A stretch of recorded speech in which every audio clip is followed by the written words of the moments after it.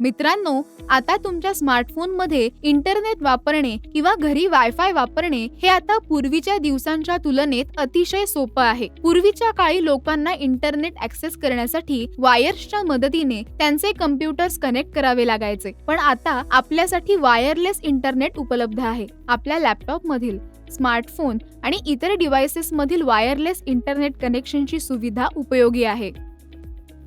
आपण घरी, कॅफेमध्ये किंवा प्रवासात असलो तरी जाड वायर्सची आवश्यकता न पडता सहजपणे इंटरनेट सोबत कनेक्ट होऊ शकतो.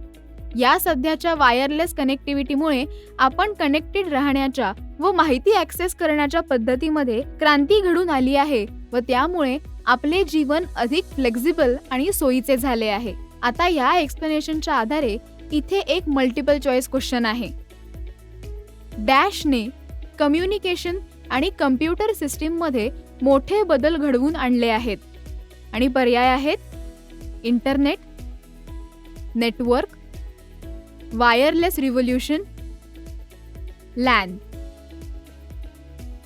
इथे दिलेल्या सगळ्या पर्यायांवर आता चर्चा करूया आणि योग्य उत्तर शोधूया.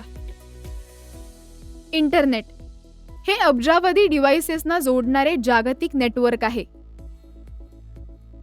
ते माहितीचे प्रचंड मोठे जाळे आहे. त्याद्वारे युजर्स एकमेकांसोबत कनेक्ट होऊन कुठेही असलेली माहिती ऍक्सेस करू शकतात.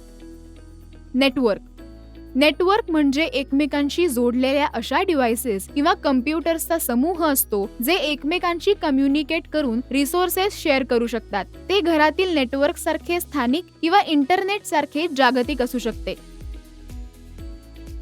वायरलेस रिव्होल्यूशन यामध्ये वायरलेस कम्युनिकेशन तंत्रज्ञानाच्या दिशेने झालेली प्रगती दर्शवली जाते. यामुळे शिफ्ट होण्याचा एक मोठा ट्रेंड दिसून येतो. वायर्ड कनेक्शन्स जसं की केबल्स पासून वायरलेस कनेक्शन्स जसं की वायफाय आणि ब्लूटूथ पर्यंतचा. लॅन म्हणजे लोकल एरिया नेटवर्क. लॅन असे नेटवर्क असते जे ठराविक एरियातील डिव्हाइसेस कनेक्ट करतं, जसं की घर, शाळा किंवा ऑफिस बिल्डिंग्स.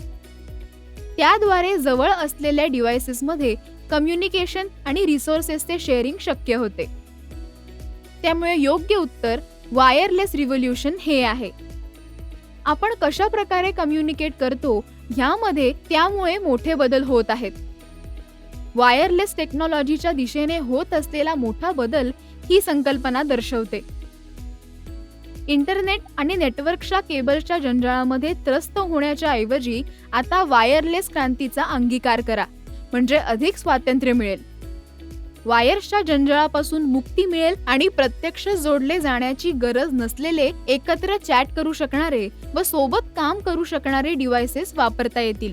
मित्रांनो, या विषयाबद्दल अधिक तुम्ही आपल्या MSCIT पुस्तकामध्ये सविस्तर वाचू शकता.